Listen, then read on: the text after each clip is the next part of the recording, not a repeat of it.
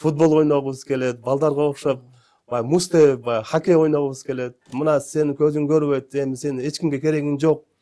Одан келе жашоодан не пайда? Одан өлүп эле албайсыңбы, асылып калып. Мусулмандар террористтер деп коет. Сен экөөбүз террористпизби десем, жок деп коет. Ну хорошо дедим. Сен да көзүң азиз, мен да көзүм азиз. Биз экөөбүз кандай террорист болуп калабыз дедим. وبنينا فوقكم سبعا شدادا وجعلنا سراجا وهاجا وأنزلنا من المعصرات ماء ثجاجا. Biz daha үйренсек болобу, biz daha мусулманчылыкты кабыл кылсак болобу деп коет. Давайте по 100 грамм выпьем деп коет да. Башкача турбайбы бул деп. Бул харам бу деп. Кысымдарда болгонбу сизге? Баягы милицияга чакырып, сурактарды берип, жаман сөздөрдү айткан учурлар болгонбу же болбодубу? Базарга чыксаң баягы ырдап жүрүшөт, көргөн болсоңуз керек, колонканы коюп алып музыка көрүп жүргөнүмдө акмак экенмин. Туаса көрбөй калгандар булар эми тагдырышып экен деп коет. Бирок кийин көрбөй калгандар чыдабайт да. Неге көрбөй калдым мен деп. Жада калса дуал деле адамды көңүлүн алып коет да, карап отура бересиң да. Сиздин көзүңүз нары бери кетип калат. А менин көзүм эч жака кетпейт да. Кадимгидей көзү көргөндөйлөрдө жүрөбүз да. Көз айыздерге башка нерсе керек эмес. Үйрөнсө көз айыздердин дуасы тез кабыл болот. Бул энеден төрөлгөндө сокур төрөлгөн да. Элестете албайт. Билбейт жарык эмне. Сенин көзүң канча процент көрөт? Сенин көзүң жарыкты сезеби? Сенин көзүң күндү көрөбү? Көзү көрбөгөндөр бактылуу. Олордун көзү сокур эмес. Биздин көзүбүз сокур экен деп сага эмне кереги бар? Болду деп үйрөтүп койдуң, шагирт чыгарып койдуң. Отура бересиң. Неберелерин жыттап, чайды термосто ичип кой, диванда жатып. Бисмиллахиррахманиррахим. Ассаламу алейкум, урматтуу Ачуу подкасттын көрүүчүлөрү. Бүгүнкү биздин кезектеги подкастыбызга конокто биздин мечитибиздин жамааты көз азиз адамдарга устаз болуп эсептелген Умаржан карыбыз, Иманбердиев Умаржан ажакабыз кош келипсиз. Кош болдук. Алла разы болсун. Бул ажакабызды устаз дегенде биздин колубуздан келбеген, мүмкүнчүлүгү чектелген адамдарга Куран үйрөтөт. Тагыраак айтканда, ажакабыз өзү дагы көз азиз жана ошону менен бирге Куран окуп, жана Куранды үйрөтөт. Бисмилла дегенде эле ажака сизди биз жакындан тааныйлы. Өзүңүз тууралуу, үй бүлөңүз тууралуу айтып берсеңиз, анан сиздин үй бүлөңүз дагы Куранга мамилеси кандай? Үй бүлө мүчөлөрүңүз дагы чогуу ушул Куранга махабат коюлганбы? Айтып берсеңиз. Жакшы болот. Бисмиллахиррахманиррахим. Алхамдулиллахи роббил аламин. Ассалату вассаламу аля саййидил мурсалин. Амма бад. Ассаламу алейкум ва рахматуллахи ва баракатух. Биринчиден мактоолор Аллага болсун, сүйүктүү пайгамбарыбызга дурут салаваттар болсун. Өтө сүйүнүп, ыраазы болуп, шүгүр маанайда отуруп, ыраазычылык билдирем. Себеби ушундай чакырып, ушундай ылайык көрүп, бизди ушундай тандап жакшы болду. Сүйүнүп келдик, маанай көтөрүлүп. Рахмат келип бергениңизге. Иншалла, Алла разы болсун. Эми сөз баштан болсун десек, анда азыр 61 жаштамын. Жаш кезимден көзүм азиз. Ош областы Кара Суу району Төлөкүн айыл өкмөтү Дыйкан кыштагында ушу дүйнөгө келип, бала чактан атайын көз азиздер мектеп интернатта окудук, бүтүрдүк.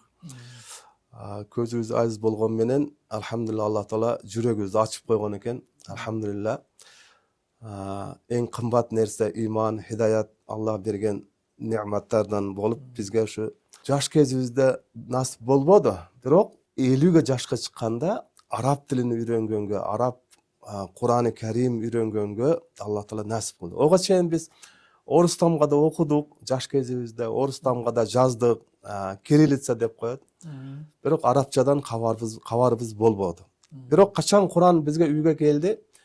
2006-жыл үйгө келди. Ошого 20 жыл болуптур. 40 жашымда экен, ушу 40 жашымда биринчи колума Куран алдым. Ашу бул да Расулуллахтан бир мурас катары. Расулуллахта 40 жашында Икра сүрөсү түшкөндө мен да биринчи Куран Каримди колума алып сүйүнүп кеткенмин. Ол арабча эле да. Атайын көз азиздердин жазуусу болот. Ыкма Брайл деп коет. Муну Луи Брайл деген көз азиз бир француз ойлоп тапкан экен. Мына китеп баягы көрсөткөн. Ооба, бул китеп Брайл жазуусунда деп коет. Биз ошо жаш кезде мектепте окуганда кадимгидей орто мектеп интернатта окуганбыз. Атайын көз айыздерге ылайыкташтырылган мектеп интернатты бүтүп, ал мезгилде ундай Кур'ан Карим жок эле. Биз 72-жыл мектепке бардым, 83-жыл аяктап, анан педагогика институтунда окудум, мугалим болуш үчүн.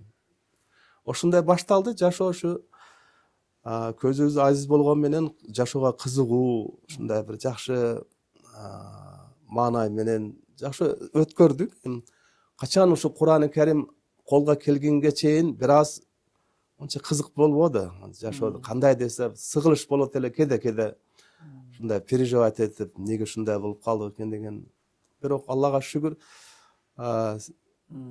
жакшы качан ушу Кур'ан үйрөнгөндү баштагандан баштап жүрөккө жарык кирип, башкача бир маанай өзгөрүп. Мен ушу суроону берейин дедим эле. Сиз Кур'ан жаттап баштагандан баштап сиздин күнүмдүк жашооңузга кандай өзгөрүү болду деп. Демек, Кур'ан окуп баштагандан баштап жашооңуз такыр жарышты, башкача болду. Ооба, туура айтасыз. Кур'ан өзгөчө нур деген айтат, Кур'ан нур деп коет, нур деп коет. Чыныгы нурду адамдар элестете албайт да. Бул жарыктык, көзгө көрүнгөн күндүн нуру, айдын нуру башкача нур, бирок жүрөккө кирген Кур'андын нуру башкача болот экен. Мен биринчи ошо 40ка киргенимде ошо мына Braille системасында Кур'ан Карим үйрөндүм. Биринчи күн Ихлас сүрөсүн үйрөндүм да. Ихлас сүрөсүнү ошончо ар бир тамга, ар бир мына сүкүн, танвин, ташлид баардыгын жазып үйрөнүп, жатка билем да, жазып, окуп. Балдарга да жазганды үйрөтөм. Ушу Ихлас сүрөсүнөн баштаңыздар. Ихлас сүрөсү Аллага ишеним, туура ишеним. Жазганды тамгалап, ушу үйрөнүп. Биринчи ушу Ихлас сүрөсүнөн баштадым. Кур'ан Карим колго тийгенде, ого чейин орус тамгада Кур'ан окуган бир рахат албайсың да. Орус тамгада, кирил тамгада кызыгуу болгон. Бир 5-10 жыл үйрөнгөнгө аракет кылып, орус тамгада аракет кылдык. Мисалы 40 жашка толгонго чейин жөн жүрбөдүк да. Бирок орус тамгада болсом жаттайын дейсиң го, бирок көңүл кубулуң толбойт да. Орус тамгада бир башкача болот экен да, мындай. Махраждар чыкпайт, барагындай тыбыштар, тамгалар арабча тамга эмес, орус тамгада болуп калат экен да. Анан ого чейин да үйрөндүм, жөн жүрбөй намаздыктарды үйрөнүп, мына эмелерди намаздыкта сана деп коет, кол байлагандар, ниет, аттахият, ташаххудтарды үйрөнүп. Бирок намазда бир рахат албайсың да, кыраат жок, андай купулуң толбойт. Анан качан ушу аракетте берекеттеп, ушу мен эсимде бар, 40 жашта толгондо Алладан сурадым, жараткан Алла, бизге да көз айыздерге, ушу араб тилиде көз айыздерге да Кур'ан болсо жакшы эле. Көз айыздерден бир арабча тажвид менен, кыраат менен окуса башкача рахат болот деп Алладан астайыл сурадым да. Алла Таала дуаларды кабыл кылып, ушу дуа кылып бекем сурагандан кийин бир жумадан кийин ушу арабча Кур'ан алып келишип берди мага. Унутпайм, ошол күндөрдө ушу Шайх Алаудин Мансур деп Кара Судан рахматлы, Алла кабрын нурга бөлөсүн. Ошол киши алып келип берген мага. Биринчи Кур'ан Карим көз айыздерге араб тилиде, тажвид менен, ошо орус тамгада эмес, нукра араб тамгасында. Үйрөнүш кыйын болду бирок башта. Арабча өзгөчө устаз керек болот, ого албетте устаз керек экен да. Устаз болуш керек. Маржан Карака, ошондо устазыңыз ким болгону же өзүңүз мындай отуруп не деп коет, самостоятельно үйрөндүңүз беле же? Ал мезгилде чынында унун устаз табыш деле кыйын го. Жок эле, Кыргызстан боюнча таптакыр жок эле. Бул китепте өзү бир штук келген. Бул китепте Кур'ан Карим бир дана. Анан секин үйрөнүп, ошо Кара Суда медресеге барып, ошо Алаудин Дамланын медресесинде бир аз олордон сурап, эми бизде основасы бар да, мына Брайлдин тамгалардын эмеси бар. Кандай окуш бар, билебиз. Только бизге эмне керек болду? Ошо мына созулма тамгалар, махраждар, муалим саны бизде жок эле. Олордон угуп жаттап, анан секин аракет кыла бердим. Окшош болду. Анан көз айыздерден да бир-эки балдар чыкты, бирге жамаат болуп үйрөнө баштадык. Чогуу талкуулап. Ооба, бири-бирибиз менен үйрөнүп. Ошол кыйын болду, бирок оңой эмес экен. Себеп дегенде тажвид эрежелери болот экен, баягы созулма маттын түрлөрү бар, мат табигый, мат мунфасил, мат ушундай мад арыз, мад лазым деп. Анан башка мына муалим санда ham ошо созулма тамгалар, танвиндүү тамгалар, таштиттүү тамгалар кыйын болду бирок. Илим алып айтат го, ийне менен кудук казган менен барабар деп. Бирок аракет кыла бердик да. Аракетте берекет деп. Азыр сиз туура окуп атасыз да. Муну өтө көп эмгектин аркасынан экени билинип турат да. Натыйжа болду иншалла. Аллага шүгүр.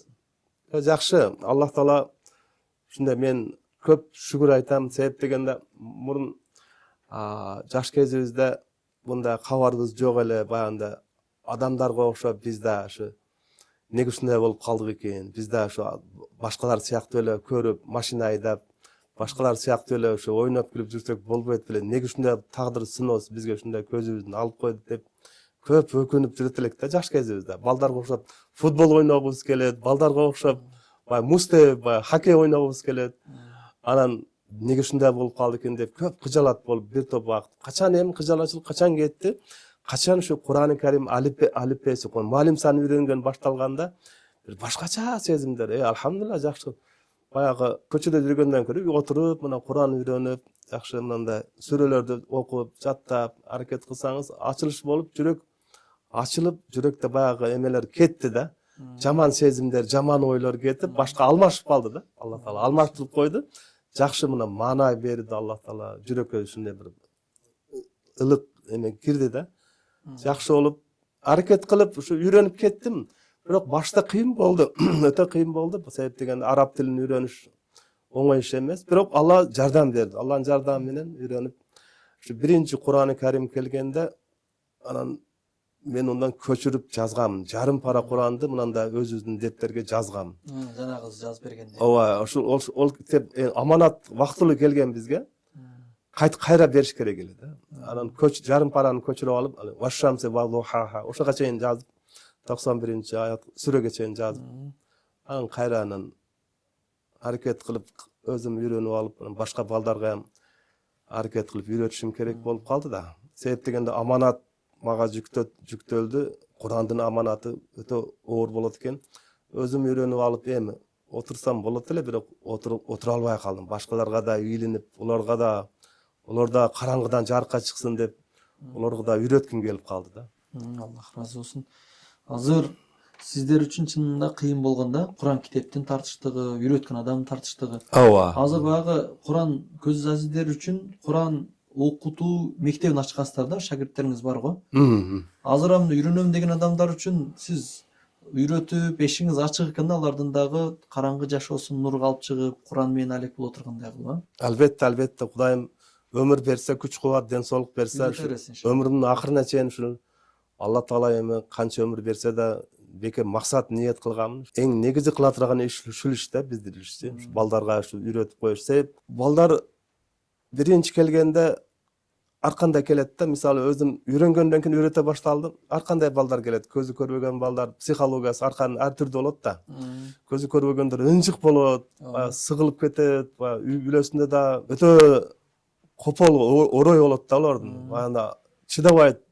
Бирдекелерди атат, ыргытат, чыдабайт. Ошон үчүн оларга качан мага келгенде, секен эми олардын психологиясын үйрөнгөндөн кийин билесиз, сылап сыйпап, балам, алтыным, шириним деп ата энесинен көрө көбүрөөк эркелетип, ке балам, мынаны үйрөнсөк, Алла ыраазы болот. Анан маанайың көтөрүлөт, жашоодо береке болот. Ланат шайтан адамдын душманы дейт го. Ошо не только көзү көргөндөргө, көзү көрбөгөндөргө ham келет да ол. Азгырат. Шайтан айтат, мына сенин көзүң көрбөйт, эми сен эч кимге керегиң жок. Одан келе жашоодон не пайда? Одан өлүп эле албайсыңбы, асылып калып. Ол жаман ой берет, жаман көз айыздергенчи. Ушундай жашоодо турмушта болгон көп окуялар болгон. Адамдар жашоодон неме кылып, балкондон секирген адамдар болгон, көзү көрбөгөндөр ичип алып, балкондон 4-этаждан түшүп кеткен. Баягындай жаман ойлор келгенде адам ушундай эмне иш кылганын билбей калат экен. Кыска мен олар мага келгенде башкача болуп шакирттерим келип, анан мен көп туаса көрбөгөндөргө да үйрөтөм, кийин көрбөй калгандарга. Мисалы кийин көрбөй калгандарга кыйыныраак. Тубаса көрбөй калгандар булар эми тагдыр ушул экен деп койду. Бирок кийин көрбөй калгандар чыдабайт да. Неге көрбөй калдым мен деп. Ол вообще капризный болуп кетет. Бар нерсесин жоготуп алган адам Ооба. болуп кыйналат көбүрөөк. Көрүп туруп көрбөй калгандар. Анан олар да келип туруп, таксырым, Аллага шүгүр айтың. Көрүп жүргөндө Куран окубадыңыз, көрүп жүргөндө намаз окубадыңыз. Эми мына көрбөй калдыңыз, эми Куран окуң да. Көргөндөн да жакшы жашайсыз, жашоо. Береке болот. Эми намаз канча намаз каза болду, канча Куран билбейт. Эми кыска айтканда, ошолор мага келип үйрөнүп, караке туура айтат экенсиз. Аллага шүгүр, көрбөй калганымга ham ыраазымын деп койду. Көрүп жүргөнүмдө акмак экенмин. Канча Алланы тааныбаппын, Алланын китебини көз нематынын кадырына жетпеппин. Жоготкондо анан ошолорго да сабак берип, рахат алып, квартираларда, ушундай ижарага алып, ушундай атайын окуу жай жок, бирок атайын бир база, атайын бир здание эмелер жок. Биз кайрылып атабыз көп-көп муфтияттарга, казияттарга көп-көп.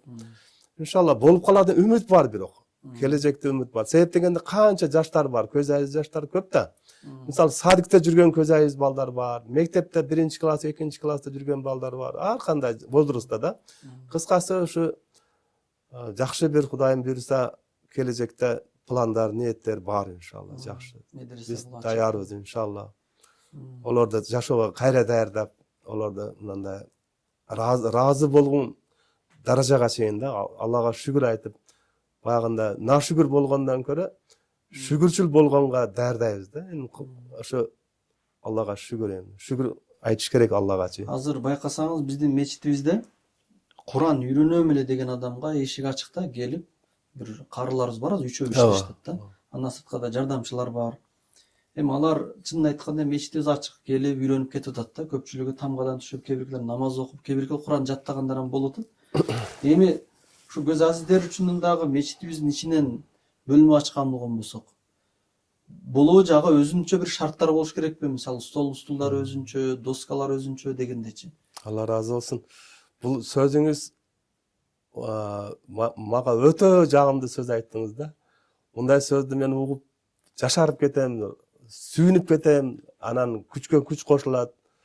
Мындай сөздөрдү сиз айтсаңыз, башкалар ham ушул сөздү айтса экен дейм да. Себеп дегенде кана эми бул поддержка бизге мына өтө жакшы да. Манай көтөрүлөт, энергия кошулат, күч кубат, гайрат кошулат.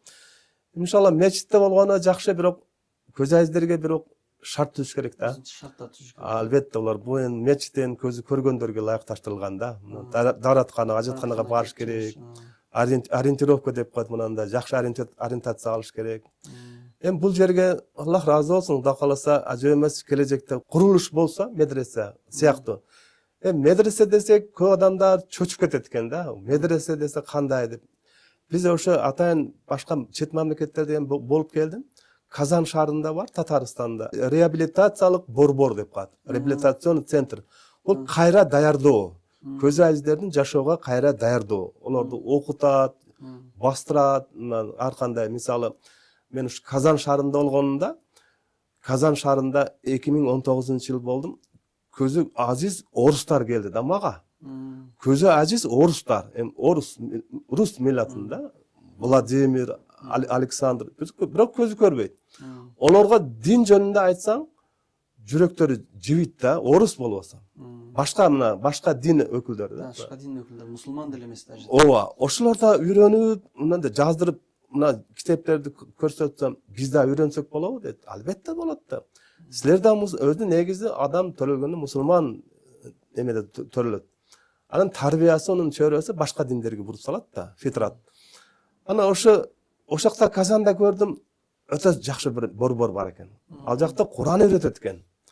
Татар улутундагылар бар экен, көз айыздер, ушу алар мусулман. Орустарга ушу 1 айлык курс болду. Олар айтат, мусулмандар террористтер деп коет. Биринчи келгенде, жаңы келди да, маалыматы жок дин жөнүндө. Биз да барып калдык. Ошо мусулмандар террористтер деп коет. Сен каяктан алдың дедим. Откуда ты взял дедим. Мисал, сен экөөбүз террористпизби десем, жок деп коет. Ну хорошо дедим. Сен да көзүң азиз, мен да көзүм азиз. Биз экөөбүз кандай террорист болуп калабыз дедим. Одан көрө кел, сен менен биз таанышайлы, жаратканды таанайлы. Bizди kim жараткан, не максатта жаратылдык, инсанбыз, адамбыз. Сен да акылдуусун, көзүбүздү алып коюптур, бирок акылыбыз жайында. Динде ушундай жакшы дин, жумшактык, динде адеп, ахлак, кулк мүнөз. Жакшы мына риваяттардан айтып берсең, жүрөктөрү жиип, анан айтат, биз да үйрөнсөк болобу, биз да мусулманчылыкты кабыл кылсак болобу деп коет. Албетте болот да.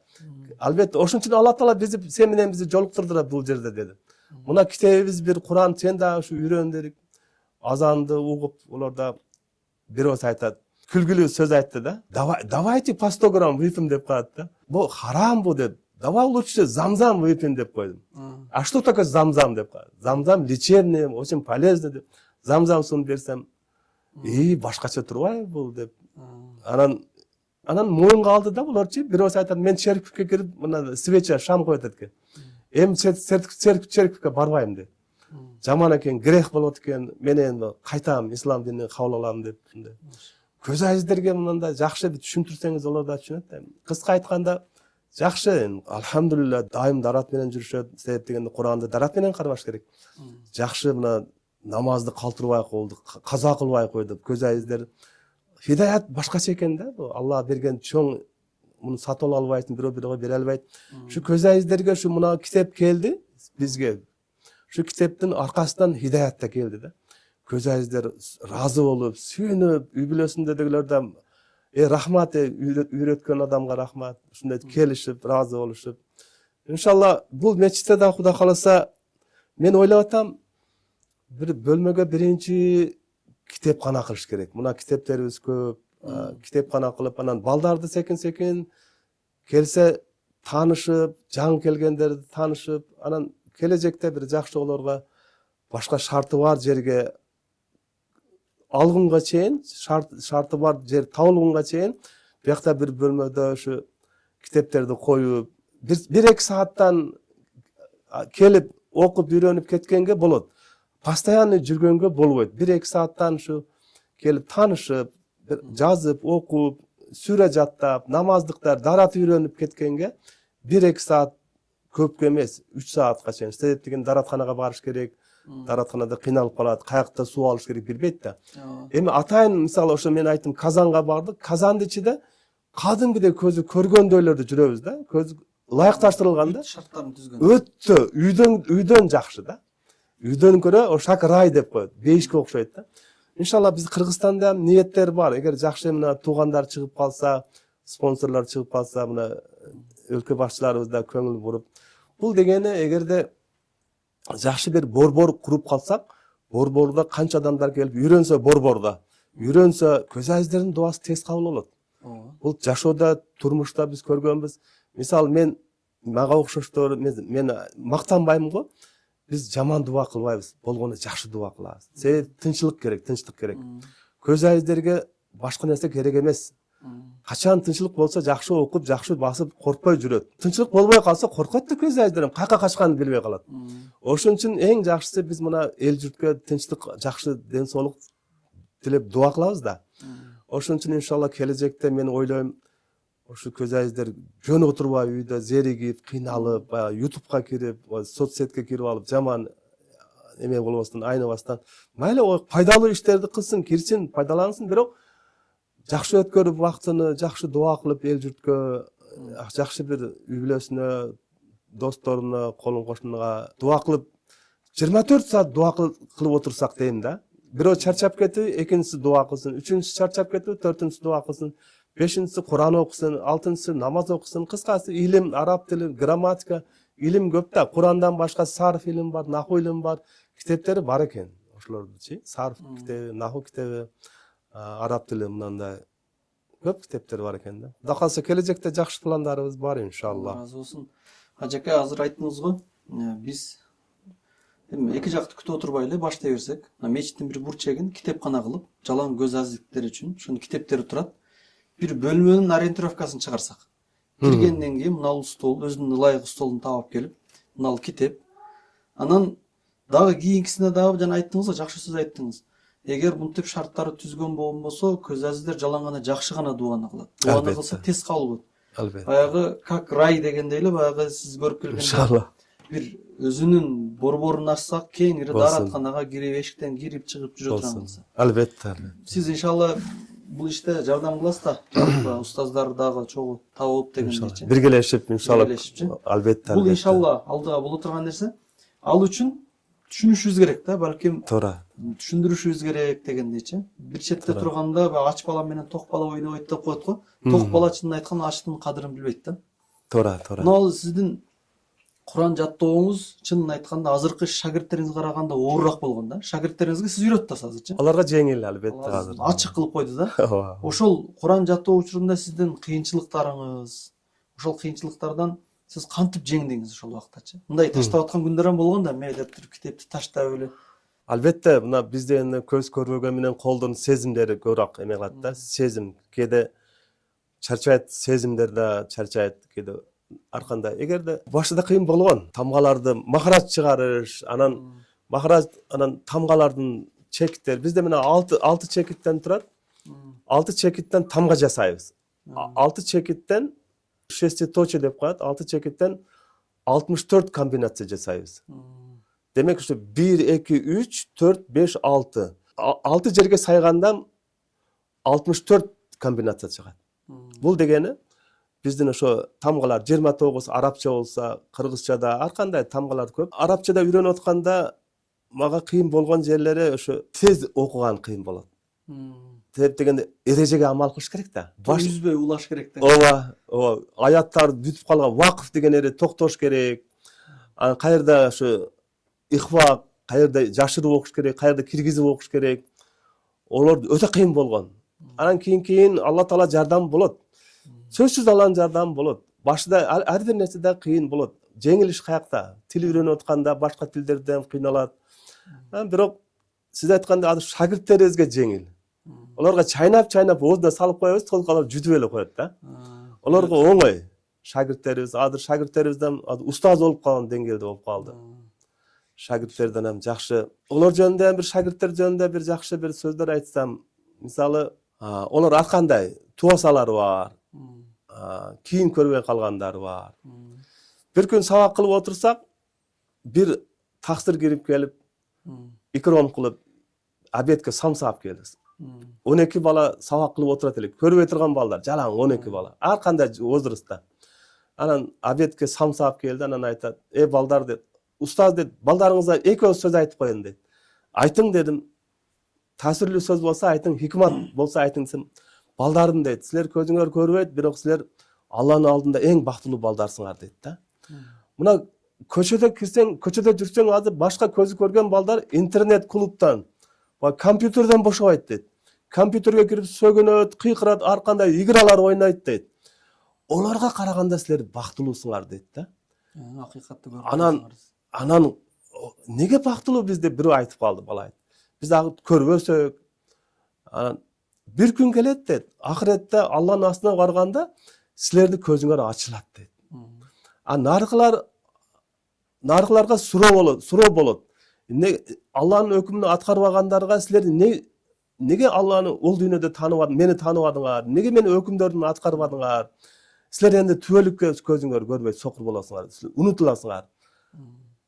Силер болсо анда көзүңөр ачылып Алланын жамалын биринчи көрөсүңөр дейт. Ар кандай экен да, ошондо балдар ыраазы болушту да.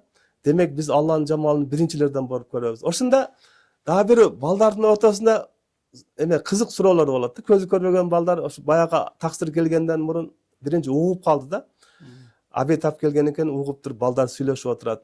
Жаңы келгенде балдар таанышат бири-бири менен. Бирөө айтат: "Сени көзүң канча процент көрөт? Сени көзүң жарыкты сезеби? Сени көзүң күндү көрөбү, лампочканы көрөбү" деп. Бирөө айтат: "Жарык кандай" дейт. Бир бала айтат: "Балдар жарык деген эмне деген" дейт да. Жарыкты. Бул энеден төрөлгөндө, сокур төрөлгөн да. Элестете албайт. Билбейт жарык эмне деп. Алар эми биз лампочка өчүп калган, лампочка деп заводской брак көзүбүздө коет да акылы. Балдар ушуну копол казлашат да. Бирөө айтат: "Жарык кандай болот?" деп. Бир айтат: "Бираз ушундай эме болот" деп. Ар кандай кызык өздөрүнүн ортосунда эмеле сөз да. "Мен билбейм, жарыкты такыр билбейм" деп. Ушундай ар кандай. Эми Жарыкты билгендер көп шүгүр кылыш керек да. Кокустан көрбөй калса жаман да адам баласы. Мисалы элестетип көрүң, 5-6 кадамда баса албайт, көзүн байлап койсочу. А булар болсо эми 24 саат ушундай жүрүшөт да, чыдап, сабыр кылып. Эми Аллага шүгүр, бизге мына шүгүр мына өзүнүн китебин берип койду. Балдар ушу китептен рахат алып, жарык Курандын рахатын сезет. Курандын жарыктыгын, нурун сезет да. Шаңдуу жүрөт да, апшы маанайы өтө жогору даражада. Багында эч кандай өкүнбөй, эч кандай эме кылбай, мечиттерге кирет, даваттарга чыгышат, ушундай жакшы шагирттерибиз өтө бактылуу. Шагирттерибиз даваттарда ham көп жүрүп, башкаларга үлгү болот да. Биз үйдө отурабыз экен, мыналар ушундай Куран окуп атат, мыналар тажвид үйрөтүп атат. Көзү көргөндөргө көзү көрбөгөндөр тажвид үйрөтүп атат деп айтат. Анан мен айтам олорго, сахабалар мезгилин эске салдырам да. Сахабалар мезгилинде көз айыз сахаба болгон Абдулла ибн Уму Мактум радиаллаху анху.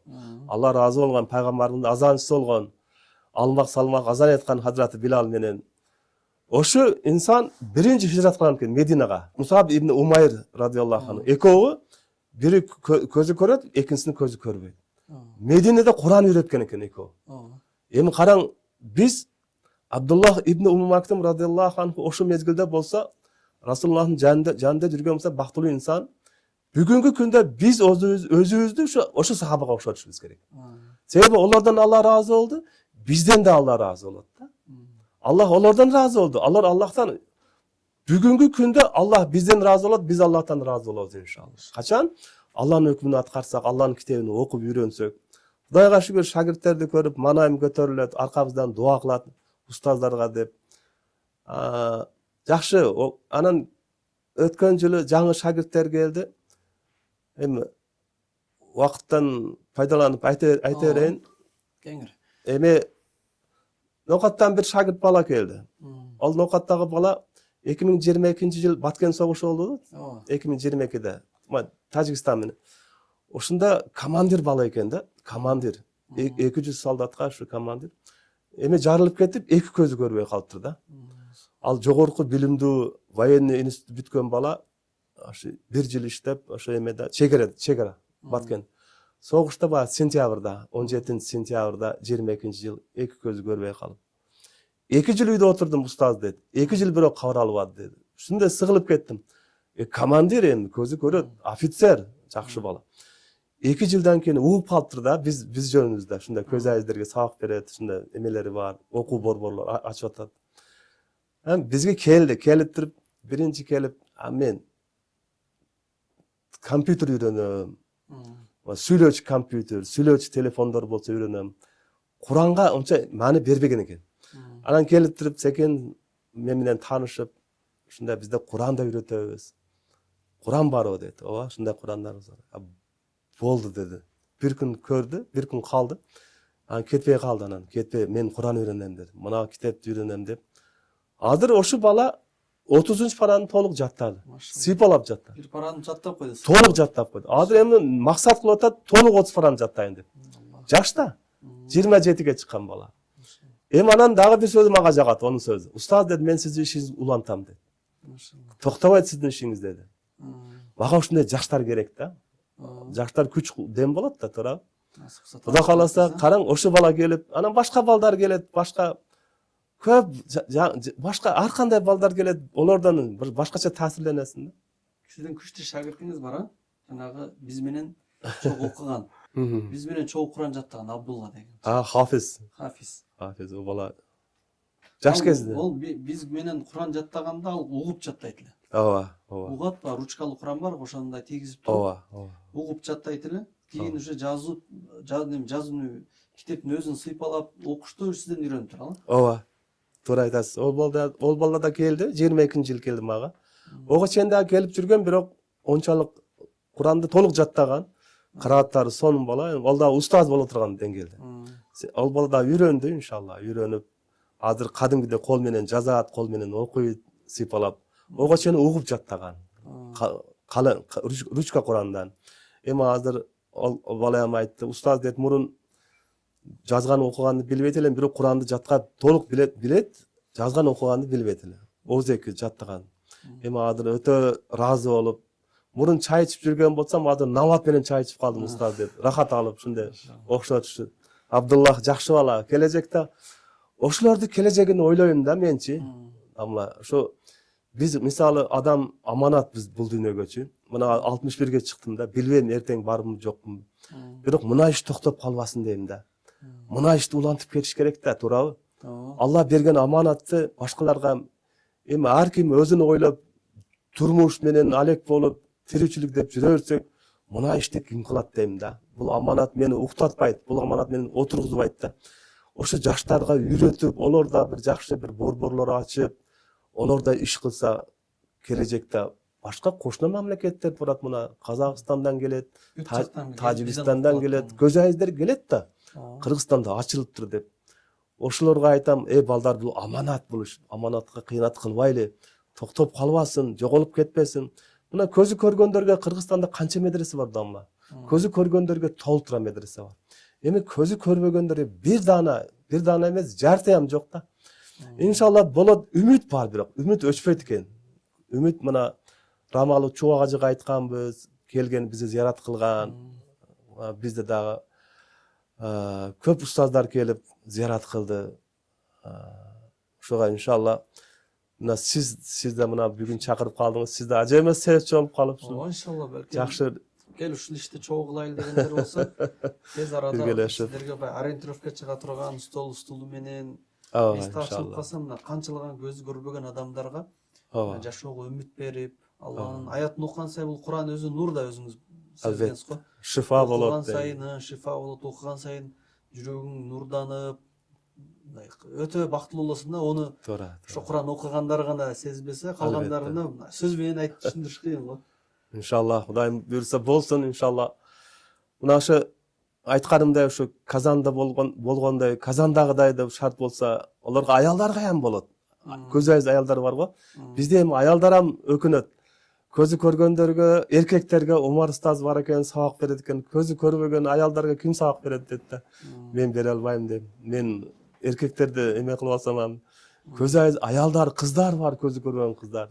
Олар каян болсо экен деп, ушундай бир канчасы үйлөрдө отурат, канчасы муктаж, канчасы иншалла олар каян болсун, көп түнү-күн дуа кылып атабыз. Эми түнү-күн бизге эми Кудай кааласа көңүл бурулуп, жакшы бир келечекте жаш балдарга жатаканасы менен, тамаштары менен кылып койса, балдар олар тынбай дуа кылат да. Тынбай түнү-күн дуа кылып, ушу жардам бергендерге, ким кызмат кылгандарга айтат го, Алла ким жардам берсе, Алланын жардамы ушу алсыздардын себебинен Алланын жардамы түшүп турат дейт го. Алсыздардын себептен Алланын жардамы түшүп турат. Ошого иншалла биз жашоого ар бирибиз жөндөн-жөн келбедик. Алла ибрат үчүн жаратты да. Биз башкаларга ибрат болсок экен, жакшы иштер менен. Мисалы, мурун Союз мезгилин көрдүк. Союз мезгилинде көзү көрбөгөндөр пенсия алат эле, иштейт эле, ичкиликке өтө көп берилет эле. Өзү көзү көрбөйт эле, плюс ичет эле да. Көчөлөрдө токолонуп. Эми бүгүнкү күндө Кудайга шүгүр, мына көзү көрбөгөндөр андай иш кылбайт. Келгендер Куран окуп, намаз окуп, көзү көрбөгөндөр бактылуу. Олар өтө ыраазы, Аллага ыраазы. Олар шүгүр, мана нашүгүр эмес. Эми ошолорду эми топтоп, сиз айтканда бир жерге келип отуруп, имандашып, сүйлөшүп, маектешип, бир аз үйрөнүп, рахат алдырган жер кылыш керек да. Мен ушу немелерге да, мэрлерге да чыккым келип, айткым келет. Ар бир адам рахат ала турган жери болот да. Мусул көзү көрбөгөндөр эм келип рахат алып, ошоктан руханий рахат алып. Руханий керек да. Плюс кошумча отуруп, бири-бири менен сүйлөшүп, имандашып, чай-пай ичип, намаз окуп, дуа, эл журтко дуа кылып, береке берсин, өнүксүн Кыргызстан, гүлдөп жакшы замандар келсин деп жакшы дуа кылат да. Эми бизде аксакалдар ам үйдө отурат, көзү көргөндө саардан кечке чейин үйдө отурат да. Кайка барат олар эми? Көчөгө чыга албайт, бирөө жетелебейт, бирөө. Эми ушундай экен эми. Ажөбөмөсүн Кудай кааласа. Жакшылык болсун деп дуа, үмүт кылар эле. Кудай кааласа үмүт кылар эле иншалла. Сакоонун тилин энеси билет дегендей, сиз дагы алардын өзүнүн тили менен түшүндүрүп Куран үйрөтүп атасыз. бирок Куран сабак бериш өзү көргөндөргө деле өзү кыйын да. Өзү көргөн адамга дагы сабак өтүш өтө кыйын да. Сиз эми көрбөгөн адамдардын жана сөздүн башында бир аз айтып өттүңүз, каприздери болот, ошолорду дагы карабай үйрөтүп аткан учурда кандай методдорду колдоносуз окуучулардын кызыгуусун алды калдырыш үчүн? Негизги сабагыңыз кандай жүрөт? Алар сабак өтүп аткандачы. Жакшы суроо. Албетте, биринчи мен ар бир сабактын астында иман сабагын өтөм. Иман сабагын өтүп, анан жашоого байлап, турмушка түшүндүрүп, мисалдарды көп келтирем. Мисалдарды себеп дегенде Алла Таала Куранда көп мисал келтирет да. Ошо мисал келтирип, ар бир балага өзгөчө подход кылам, өзгөчө мамиле кылып, онун кандай, онун эмнеге шыгы бар. Ошолорду бирден иштейм да, ар бир адамга бирден индивидуальный деп подход кылып, олорго секин көндүрүп, өзү да качан жалпы балдарга бир деңгил уровеньга алып чыгып алам да. Аркада калып кеткенден тартабыз, буксир кылып, ушул бала жетип алсын деп. Анан бир уровеньга келип калат да. Анан секин анан тамгаларды үйрөтүп, тааныштырып, сезим үйрөтүш өтө кыйын. Көзү көрбөгөндөргө тамга таанытуу, сиз айткандай өтө кыйын. Көзү көргөндөргө үйрөтүш канча кыйын болсо, көзү көрбөгөндөргө олорго караганда 2 эсе, 3 эсе, 10 эсе кыйын да. Манжаларын сезим ойготуп, сезим бир катар алиф тамгасын жаздырам, бир катар ба тамгасын жаздырам. Секин үйрөтүп, анан башка бизде мына көргөзмөлөрүм бар. Сизге да көрсөтүп койсом болот. Мындай эмелер бар. Тааныштырып, анан кийин олорду мамилебизди эң жакшы деңгээлге чыгарып алабыз да. Бири-бирибиз менен таанышып, бири-бирибизди ушундай даяр болуп калат да. Нан пиширгандан биринчи камыр жууруп, кандай камыр акыры нан пишкенге чейин канча минут керек болсо, бизде ошо адам биринчи камыр келет да бизге. Камыр келип, секин жумшартып, менет кылып, анан нан болот. Айтат, окуучуларга айтам, бири булочка болот, бири коржик болот, бири күйүп калат. Эркелетип үйрөтөм, бирок Кудайга шүгүр бардыгы жакшы ыраазы болуп, үйрөнүп, өздөрү да таң калат. Устаз дейт, мектепте биринчи класстын мугалиминден да сиздики жакшы экен деп, биринчи класстын мугалимден көрө көбүрөөк бизге убакыт бересиз, эркелетесиз. Кеде чыдабай кыйкырып коем. Чыдабай кетесиз кедечи. Ооба, ошого жараша. Багандай кыйкырып коем кеде. Секин астагфирулла деп туруп, мындай болбойт деп. Сабакты берип, ушу көбүрөөк жаздырам, окутам, жазып, окутуп, анан көргөзмөлөрдү даярдап келем. Сыйпалатып, мына көрүп атасың, мына сыйпала, карма деп карматып бирден колуна. Ушундай болуп тааныштырып, үйрөтүп, эме берем да, маалымат барат, мээсинечи, информация барат да. Анан биринчи жазат, анан кийин секин окуп калат. Акыры ушу бир айда нормально жазып окуп калат. Машалла. Бир айда көп ушундай. Бир айда көзү көргөндөр деле окуп кетиши кыйын өзү. Бизде бир айда жазып, тамга таанып калат. Бир айда. Окуганда 2 ай кетет экен. Окуган кыйыныраак. Жазган мынандай каламды кармеп туруп чегип кетерет да. Толку кай жерге чеккенди билиш керек да. Мисалы, ошо 6 точканы түшүндүрүп коем. Расположение кайда? 1, 2, 3, 4, 5, 6 деп. Олорго биз гимнастика кылабыз. Колдор чарчап кетсе, мына колду, оң колду өйдө көтөр деп коем. Өйдө көтөргөнү бул 1 деп коет. Оң колду ортого оң бетти карма, бул 2 деп коем. Оң колду ылдыйга түшүр десем, түшүрөт, бул 3 деп коем. Сол колду көтөр десем, бул 4, сол бетти карма 5, сол ылдыйга түшүр 6. Ушул упражнение менен тамга жасайм. 1, 2, 3, 4, 5, 6. Эми биринчи точка алиф болот бизде. А биринчи менен экинчини кошуп койсо ба болот. А биринчи менен экинчи, үчүнчүнү кошуп койсо лам болот. Ошо менен караң, гимнастикада болот. Отуруп колдору.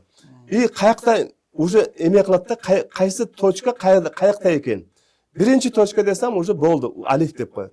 Эми караң, мисалы, таштит 6-чы точка. Бизде таштит кайсы экен? 6-чы точка. Бизде мына хамза Hamza üçüncü точка. Uzun sözüm ida jaa. Jaa. Oşunda Hamza üçüncü точка. A bizde ikinci точка fatha bolot. Hareket a fatha. Oşulardı düşüntürüp sekin detalni kılıp her birinde sekin jattayt ana. Ertesi günü jattagан ustad mına birinci точка mınday bolot, ikinci точка mınday bolot, üçüncü точка mınday bolot. Şu 6 точканы жалпысы ne bolot dese izgı tamgası bolot. İzgı tam azim dep koydu. Subhan rabbiyal azim. Z degeni 1 2 3 4 5 6. 6 olsun çekip koysa 1 2 3 4 5 6 6 çekilgeni z tamgası. Oşu tamgalarda r tamgası birinci, ikinci, üçüncü, beşinci bolot. R 1 2 3 5. 4 menen 6'ga saybay. Oşuntup baldarga erikpey, zerikpey, точка ütürlerini aytıp sükün 2-5 bolot bizde. Ekinci menen 5-ni basıp koysa sükün. Bu yakta 1 kalıp ketet, 3 kalat, 4, 6 kalıp ketet, sükünge 2 menen 5'ti basıp koyar. Misal, min hu dep koyar. Min sükün hu. Oşularda erikpey, men Allah'a şükür oşun için özü kesbim mugalim da men, pedagogmun da. Oşun için жақсы көрем pedagog mugalim kesbini. Azıram oşun için ulan maksadım egerde жақсы şartlar bolsa, условиялар bolsa da işte Kudayım kança ömür berse 90'ga kirsem mugalim bolup жүрөбүz.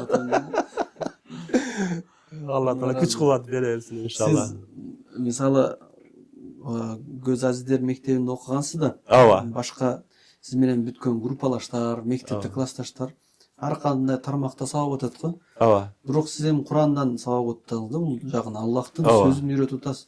Кысымдарда болгонбу сизге? Баягы милицияга чакырып, сурактарды берип, жаман сөздөрдү айткан учурлар болгонбу же болбодубу? Же ондай Кудайга шүгүр болгон эмес, болбосун да дейм. Себеп дегенде биз эми көз ажиз адамдар мындай туура жолдобуз.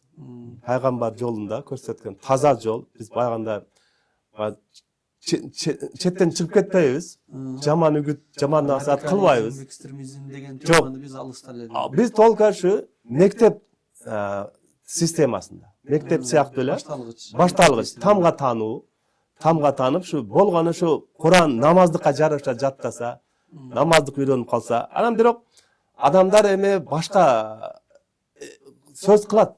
Бул ушундай сакал койсо, ушундай эме кылса, бул ушундай экен деп башка. Жок, мен жөнөкөй мусулманмын деп коем. Эң жакшысы мен жөнөкөй мусулман деп койсом таң калышат. Кудайга шүгүр, Кудай мен айтам, балдарымга эми айтам, силер жөнөкөй мусулман болуңуздар. Эч качан башканы агылым, башка эмелерге кирбегиле. Силер болгону Алланын сүйгөн пендеси болуңуздар. Алланын китеби Куранды үйрөнсөңөр болот, ошо жетет. Курандан башка нерсе бизге ашыкча. Эгер кыйын болуп кетсеңер, котормочу болуңуздар. Мабдал Кыраат деген китеп бар, Талим Арабия, котормочу болуңуздар.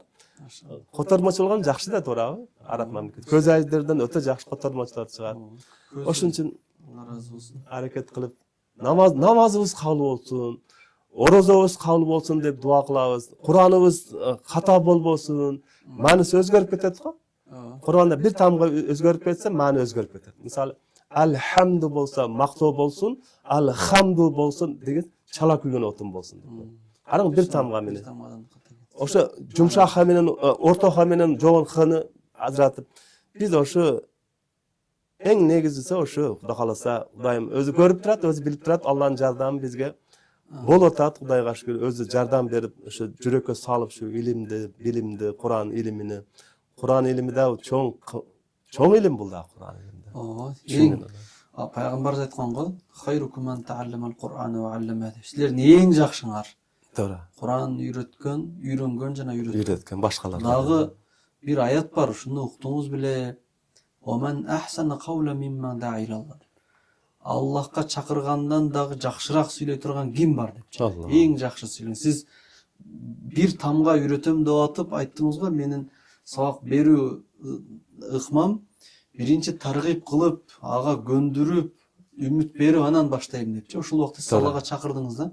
Сиз мындайча айтканда, жакшылык иштердин баардыгын эле бир моментте кылып кете берет экенсиз да. Шундай. Алла разы болсун. Биздин сабактар китептердин аттарын айттыңыз, көзү көргөндөр деле көрө элек ал китептердичи. Ошонун ичиндеги Аракет. маанилерин алып чыгып атасыз. Аллах ыраазы болсун. Бул мындай мүмкүнчүлүк чектелген учурда да ушунчалык сабаттуулук кылып болуп дагы Аллахтын илимин окуш, Аллах ыраазы болсун. Насип кылган болсо кыяматта ушунун үзүрүн көргөндө курсаң болобуз. Пайгамбарга кошуна бололу иншалла. Жакшылыктарды биз дагы эстеп коебуз иншалла ахиретке барганда дагычы. Алла кабыл кылсын дамла. Сиз өзүңүзгө мындай жетишип, сабак өтүп, сиздин үй бүлөңүз бар, бала чакаңызды дагы карайсыз.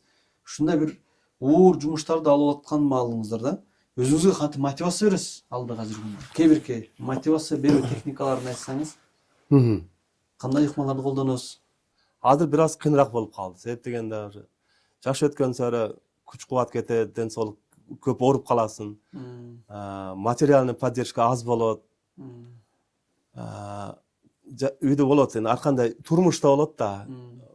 Башында кыйын болгон, үйүбүз жок болгон, кыйналып жашаганбыз. Кийин стройка, курулуш болуп, ушул маалда сиз айткандай өзүм бекем болуп, Алланын жардамы сөзсүз болот деген. Биринчи Алланын ишин кылалы. Алла бизге албетте Алланын жардамы болот. Аллага таянасыз. Таянып эле, чынын айтыш керек. Алла күч кубат берип атабы? Алла ушундай ден соолук берип атат. Ушундай Алла Таала өзү сүйлөтүп атат. Мен балдарга айтам, Аллах сүйлөтөт, Аллах үйрөтөт, Алланын жардамы болбосо эчтеке кыла албайбыз.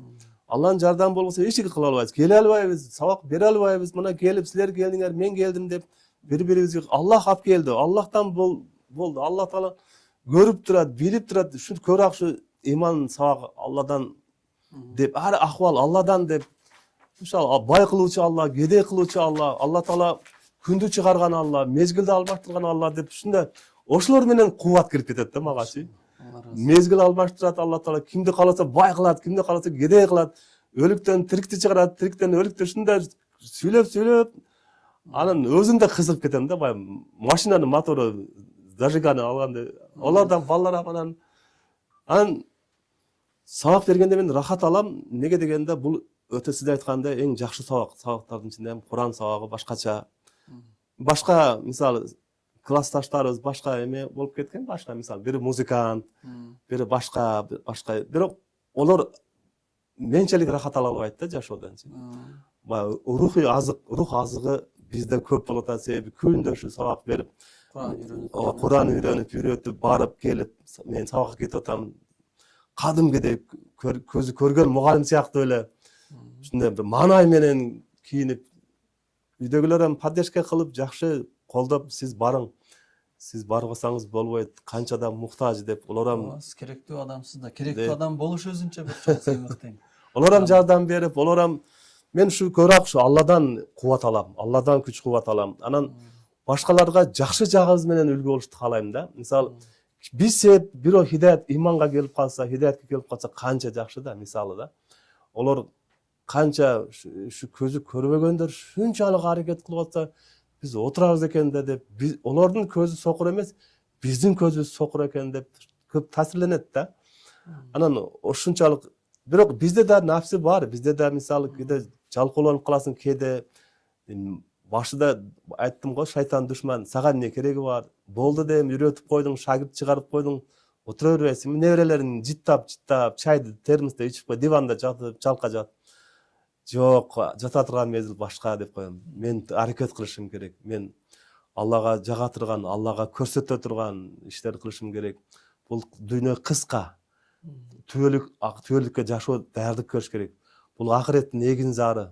Дыйкан сыяктуу менет кылыш керек. Дыйкан эрте жаздан кышка чейин, күзгө чейин талада карайып, тердеп, пишип, анан күздө түшүм алат. Түшүмдү көрбөйт эрте жазда. Эрте жазда менетти көрөт.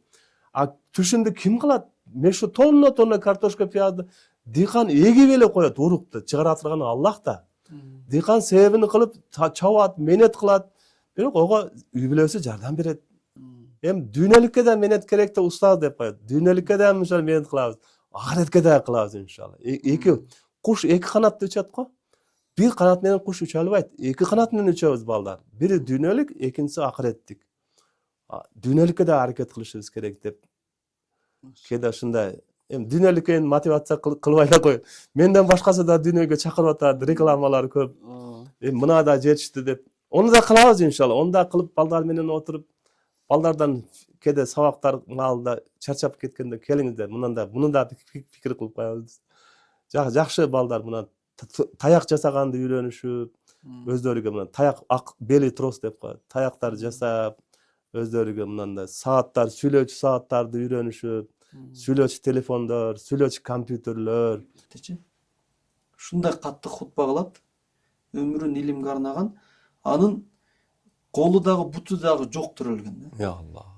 Анан бирок жатып алган абалда жаш баланы карагандай апасы карап, бир туугандар карайт экен.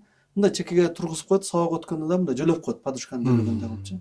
Бирок ушунчалык көп китептерди коюп койгон, баян айтканда анын өзүн эмес, айтылган илимин түшүндүргөнүн көрүп бардыгы ыйлашат да. Аллах. Бир баянында мен уктум элем.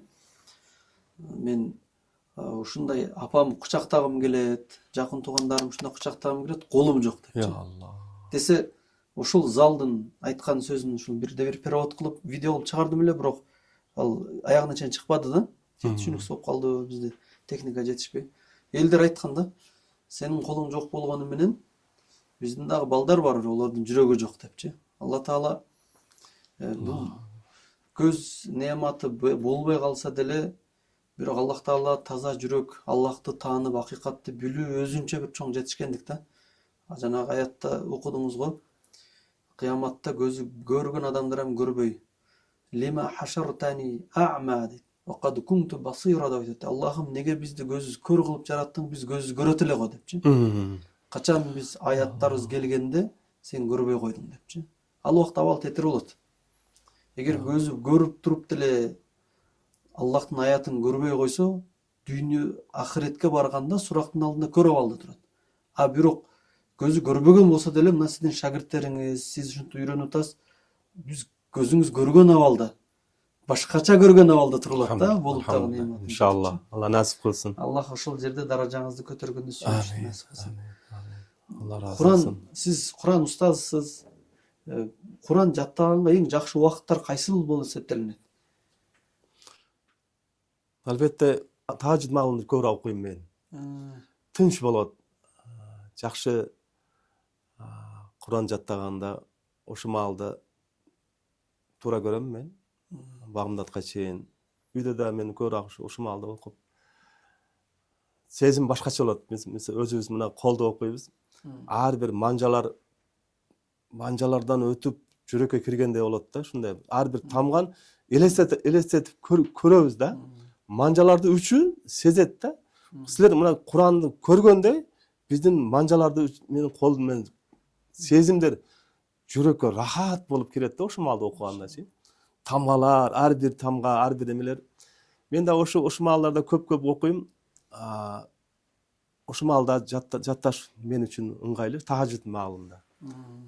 Аллах тажидка тургузганды насип кылсын. Алла өзү ойготуп коет. Сүйгөн пендесин адып эле көп уктаба деп ошол маалда ойготуп, китеп окуп, тажид намазынан кийин Куран окуйбуз. Албетте Аллахым мени алып койбосун, корком, ушу Куран неаматы бизге берди. Өмүрүнүн акырына чейин Куран менен бирге болуп, башка балдарды ham ушу чакырып, азыр канча бизи билген билбегендер бар. Олар ham бизге окшоп бактылуу болуп, бизге окшоп рахат алсын Курандан иншалла. Намаздан рахат алсын. Азыр канчасы үйдө отурат, канчасы көчөгө чыга албайт, канчасы кыйналып атат да. Бечаралар, ошолар эми бечара деп айта албайбыз, тагдырдын сыноосу экен.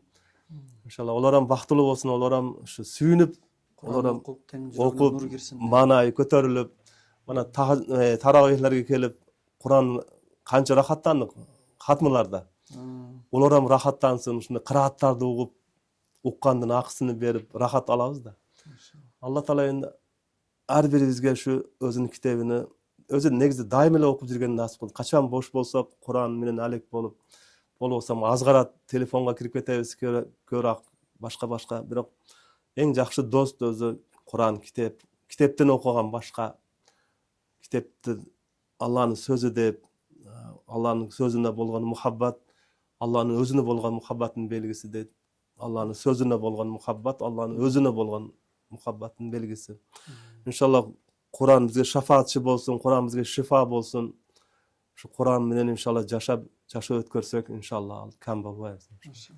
Куранды угуп жаттагандан караганда ушул окуп ыкмалар менен бул көбүрөөк рахаттуу экен да, сиз мисалы азыр айттыңыз го. Албетте, Бармактар менен сезиш бул жүрөккө түз алып барат деп. Албетте. Рахат кандай десе, катар беттери менен мына биздин китеп силердин кайсы бет болса, Куран бет. Сиз да ачасыз, мен да ачам. Кадимгиде сизде мисалы 539 бетти ачың десем, мен да ачам. Биздики Алланын кудурети ушундай чыгарылган, бул Турцияда чыгарылган Куран. Рахат, сиз кандай рахат алсаңыз, сизге караганда көбүрөөк мен рахат алам да. Себеп деген Аллах сабай деген. сиздин көзүңүз нары бери кетип калат. А менин көзүм эч жака кетпейт да. Менин көзүм ушу толку Куран манжаларын Куранда турат. Анан окуп атканда катар аят кайсы беттин башында кайсы аят, кайсы беттин акырында кайсы аят. Кала берсе ушу эрежелер, мынакта изхар, иклаб, мынерде маттын түрлөрү, мынерде 4 алиф, мынерде 2 алиф. Ар бири уже колуңузга сезилет да.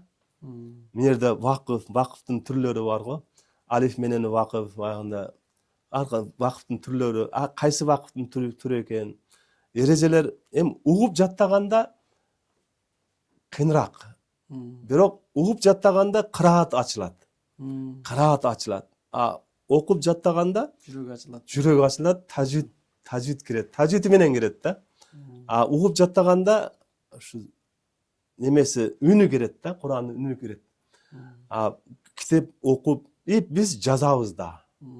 Жазып, окуп, мисалы Фатиха сүрөсүнү балдар Фалак, Ихлас сүрөлөрүнө биринчи келгенде ушуларды жазат. Катасыз жазат. Фатиха сүрөсүнү не только окуп, жазганды да жазат. Окуйт, жазат, жаттайт. Маанисин да түшүнгөнгө эмелер чыкты, аудиолор чыкты, кыргызча, арабча. Кудай кааласа, басмакана кылсак, Кыргызстанда ниеттерим ушундай китептерди өзүбүз чыгарсак, маанилери менен чыгарсак, келечекте котор менен чыгарсак, бизде Турция мамлекетинде да болуп келдим. Олар даяр бизге жардам берген. Биз силерге спонсор болобуз дейт. Кандай принтер аппарат керекпи, кагаз керекпи, силер жакшы компьютер керекпи, биз силерге Аллах үчүн жардам беребиз көз азиздерге дейт. Оларда өнүккөн мамлекет, оларда да Куран китеп кеңири. Өтө кеңири. Бизде да иншалла Кыргызстанда ham азыр жакшы болуп калды. Умрага баргандар 2-ден 3төн алып келип берет. Немеде басмаканада бар. Жөнкөлбейт. Ошон биз өзүбүздө телефон кылсак Турциядан жөнөтөт, карго аркылуу да карго менен. Китеп маселеси азыр жакшы, окуган адам керек экен. Үйдө отургандар келип, үйрөнүп, таанып, Аллах убактыбызга, өмүрүбүзгө береке берсин. Аллах сабырдуулук берсин. Бул ийне менен кудук казыгандай отуруп, сабыр кылып, үйрөнүп, шагирттерим башында кыйналат, кийин устаз үйрөнүп алган экен, жеңил болуп калды дейт. Жакшы. Жөндөн жеңил болбойт да, биринчи кыйын болот, анан ошон үчүн Аллага шүгүр эми. Самыгларына бул жагына эми эл журт тынч болсун, биз да тынч бололу. Өнүп өсөлү, иншалла, тынчылык болсун. Иман биринчи очурда иманыбыз бекем болсун, ишеним, Аллага болгон ишеним. Алла разы болсун. Бизге да көңүл бургандар көбөйсүн, бизге да ушундан жардам берип, жакшы бир шарт түзүп, жакшы бир мен да чарчап калатам да, ой адамды чарчатайт экен, ой. Иш болсо жакшы, иш кылсаң чарчабайсың. Алаксып жүрө бересиң. Алаксып, ой жеп коет экен да. Качан бизде да ушу жакшы, өзүм фантазия деп коет го. Ушундай жакшы бир жерибиз болсо, ичинде ушундай огороддору болсо, гүл бактары болсо, тротуар болсо, фонтандары болсо, беседкелери болсо, отуруп Куран окусаң, ичкериде спорт залдары болсо, тренажер залдар болсо, велосипед, беговой дорожка болсо, бул жагында тамак ашканалары болсо, балдар көз айыздер келип 3 маал тамактанса, жатаканалары, мына ислам институту бар, мына келечекте жакын жерде. Шарттары зор, ар бир комнатада даратканасы бар, жакшы. Бирок балдар жакшы окубайт, шарттан пайдаланбайт, ушундай кадырына жетпейт да көпчүлүк. Бизде жок нерсени элестейбиз да, балдар отуруп кыялданабыз да.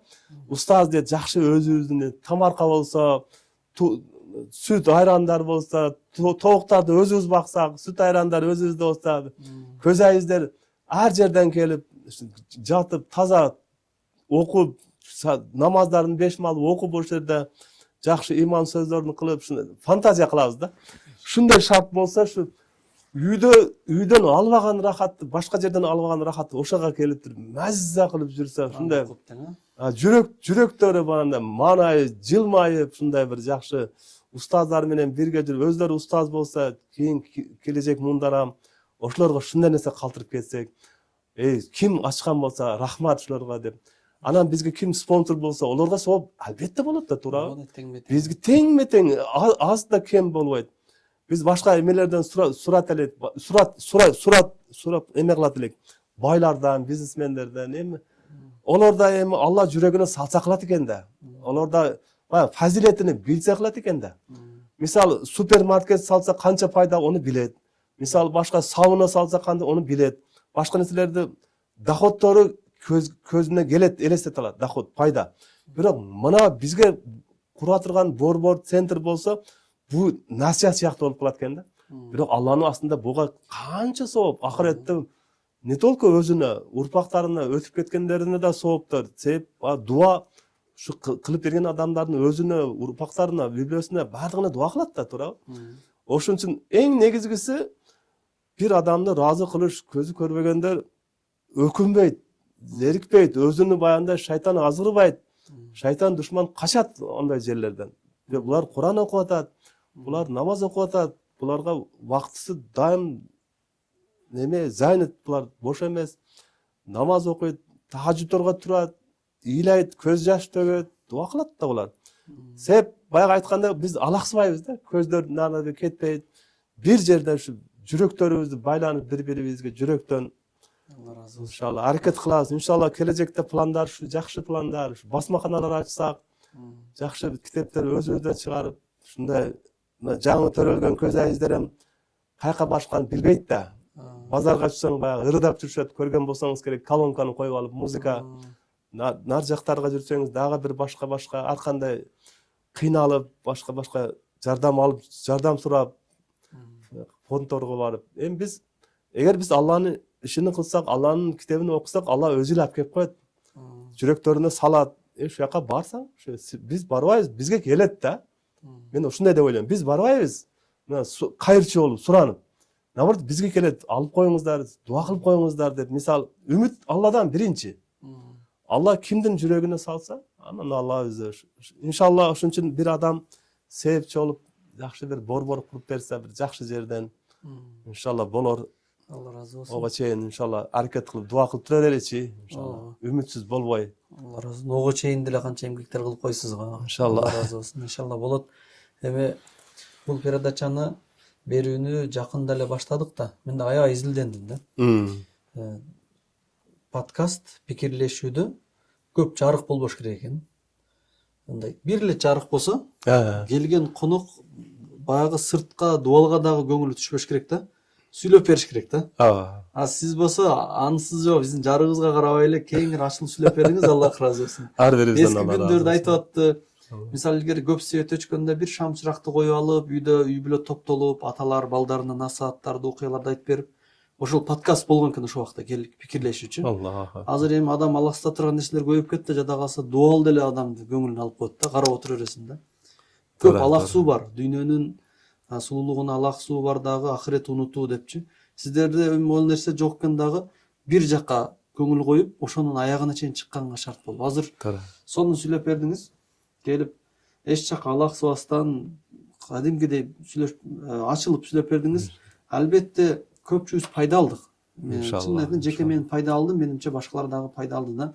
Анан азыр Куранды үйрөнбөй жүргөн адамдарга бир кеңеш берсеңиз, мындай көзү көрүп турат, акылы жетип турат, бир эмес бир нече тилдерди деле билет, бирок Курандан алыс болуп жүргөнгө сиз Куранды окуган катары, устаз катары эле бир жалпы айтыңызчы.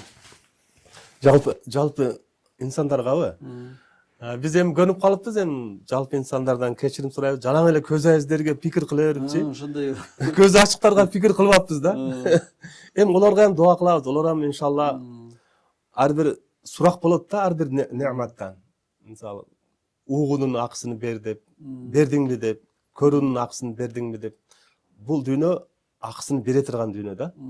Ар бир нерсени Алла Таала ар бир берген неаматтан сурак болот да. Ошого иншалла көздү кыйнап, азыр адамдар көздү өтө кыйнап койду.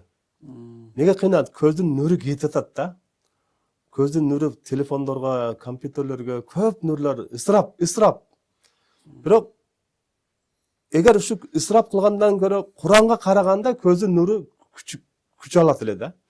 Дагы мынандай көз оорулары жоголуп, мына алысты көрө очки тагат го көпчүлүк. Биз очкиден шамалга тособуз, өзү көзүбүз көрбөсө ham эми айтат кара очки тагынбайсызбы дейт. Кара очки тагынсаң коркуп кетет да. Ошон үчүн кадимгидей эле. Негизи ушу көзү көргөндөргө айтат элек, көздүн нурун этият кылыш керек. Bunun bir gana etiyat kılışın yolu şu Allah'ın kitabını okuş gerek. Gözün nurunu etiyat kılgandın bir yolu Allah'ın kitabını okuş gerek. Bu Allah'ın kitabı bir roman, povest emas. Bu Allah'ın kitabı mucize. Allah'ın bu çoğun bir mucizesi da, keremet. Bu şifa, bu tura yolga apara turgan. Peygamberimiz kaldırıp ketken, iki nerseni kaldırdın dedi go, Kur'an menen hadis. Şu bu okuş gerek bunu, buga vakt ajratış gerek. Бұл бізді бактылуу кылат. Бұл китеп менен албетте даражалар көтөрүлөт. Не только мына көзү көрбөгөндөрдүн ham даражасы көтөрүлүп кетпедиби азыр? Не себептен көтөрүлдү? Ушул китеп себептен көтөрүлдү. Болбосо биз экинчи, үчүнчү сорт адам элек да көзү көрбөгөндөр. Мисал айтканда да, көзү көргөндөр биринчи жогорку сорт болсо биз экинчи, үчүнчү, төртүнчү сорт. А бирок мына Куран кол менен окуп атабыз, бизди да даражабыз жогору көтөрүлүп кетти да. Эми көзү көргөндөр окуса, олорго аршка көтөрүлөт. Негизи Куран окуса береке. Үй бүлөсүндө ден соолугуна береке, үй бүлөсүндө береке, ишине береке. Бир аяттан окуп койсо канча сооп, жүрөгүнө нур келет да, нур. Шайтан жүрөктө Куран болбосо шайтан кирет да. Кароосуз калган үйгө жин шайтан баскандай, Куран болбогон жүрөктөрдө да ана переживание, каяктан чыкты бу оорулар? Давление, инфаркт, инсульт, сахар. Bu Kur'an okuğandan çıktı da. İmanı alsızlıktan çıktı da. Bunun peygamber doğrunda var öyle şimdi orular. Kan basım, davleniye, insult, infarkt. Çok öyle. Olarda Kur'an var öyle de. Adır inşallah oşulara aytam men da, başkalarga da bu sizler olarda Kur'an köp. Her birinde Kur'an var. Adır Kur'an öte köp. Okuğanı adam az da. Hareket kılıp öğrenip biraz vakt veriş gerek de. Kur'an'a vakt veriş gerek. Biz Kur'an'da alsak kolga, Kur'an'da biz menen biriyor. Biz Kur'an'da taşlasak, Kur'an'da biz taşlap koyat da. Telefonga kança jakın bolup kaldık ha. Çöntökte telefon bolbosa birdeki jok siyaktı da, unutup koyuyorsun da. Uyda kalsa daha bar ap kelesin, tünü paduşkanın üstünde telefon jatat, sağır menen turup telefon karaysın. Şu telefonga karaganda Kur'an'ga karabayız da. Eğer telefonga karaganda Kur'an'ga karaganımızda bizim jaşoo öte önüküp ketet ele da. Kıynalbайт элек да, башка жерлерге барып, кыйналып, баягындай кул болуп иштеп, Алла Таала даражаларды көтөрүп, Куран менен береке, рахмат, нур, туура жол, ден соолук, Куранда шифа, бар жогу бар да Куранда. Ошон үчүн иншалла караш керек. Бир күн сурак болот. Ошо көзүңдү неге иштеттиң десе, мен Куран окудум десе, ошо Куран окугандарды көрдүк, ошо 100гө киргеним очки тагынбайт. Ne sebepten? Kur'an'a karadı da. Kur'an menen gözü kuvvatlandı da. Köz arkalı anan jürökө kiret da. To'g'rimi? Qayaktan kiret? Nur. Köz arkalı kiret da. Kanallar kulak arkalı kiret. Ukkanda, köz menen okuganda köz arkalı kiret. Kur'an okuganda şu oğuz, til бар жок ибадат кылат да. Ошо көздүн ибадаты, Куран окуу, Алланын кудуретин көрүү. А биз Кудайга шүгүр мына кол менен окуп атабыз. Бул да мужиза да. Керемет, кол менен Куран окуу, бул да Алланын бир Алла муктаж эмес, көз менен эмес, кааласа кол менен окутуп койт Алла Таала. Окуган. Мына жазып атабыз, кадимгиде окуп атабыз. Эми көзү көргөндөр ушу көзүнө этият кылып, көз неаматыны, нурун этият кылып, балдарга да ушу бираз тамга танып, үйрөнүп окуш керек. Күндө бир канча өмүр өтүп кетти. Бирден аят окуса канча аят окуйт, бирден сүрө окуса канча, бир тамга үйрөнсө, ошон үчүн Алла разы болсун. Жашоодо бири-бирибизге үлгү болуп, ибрат болуп жашайлы иншалла. Силерден биз алалы, бизден силер алыңыздар. бири-бирибизден ибрат алып иншалла Рахмат катышып окуңуздар бергениңиз иншалла. үчүн. Биз сизди ошол Куран окуганыңыз үчүн, даражаңыз чоң болгон үчүн суранып, ушул угуп отурабыз да. Биз карасаңыз 1,5 саатка жакындап калыппыз отуруп сүйлөшкөнбүз. Алла разы болсун иншалла. Ушул Куран даражаңызды көтөрүп турат да. Азыр жалпыбыз ушундай Курандан сабак бере турган, Куранды окуй турган болушун насип кылсын. Амин, Пайгамбарыбыз амин. мактагандай. Амин. Бүгүнкү эфирибизде насип кылса Куран устазы Имамбердиев Умаржан кары, Ош шаары, Аллах разы болсун, келип бизге катышып, Иншалла силерден Курандан да. сабак өткөн ыкмаларын, өзүнүн Курандан сабак берип аткандагы шакирттериндеги жылыштарды, жалпы эле кыскача баяндап бизге сабак боло турган көп нерселерди айтып бердиңиз. Аллах разы болсун. Алла таала даражаңызды көтөргөн болсун. Ар бирибизден Аллах разы болсун. Силерден да иншалла да бул биринчи подкастка катыштым, ушул жашка кирип, бирок бизден интервью алган эмес. Сизден да Санжарбектен Алла разы болсун. Ушунда лайык көрүп, чакырып, ушунча сүйлөшүп, биринчи подкастыбыз. Дагы иншалла улантсын подкасттарыбыз келечекте. Жакшы Жакшы подкасттарыбыз калып калды иншалла. Экинчи, үчүнчү серия кылабыз иншалла. жакшы бир жайлар алсак, жакшы окуу жайлардан алсак, жакшы балдарды окуп атканы, жазып аткандары, ошо жаттап аткан, Куран жаттап аткан. Азыр курук сөз болуп калбасын. Иш жүзүндө ишке ашканда да бир башкача бир таасирлүү, маанилүү болсун. Сону кылсын. Кечирип. насип кылса шакирттериңизди топтойсуз. Мен бир жерде чай уюштурайын.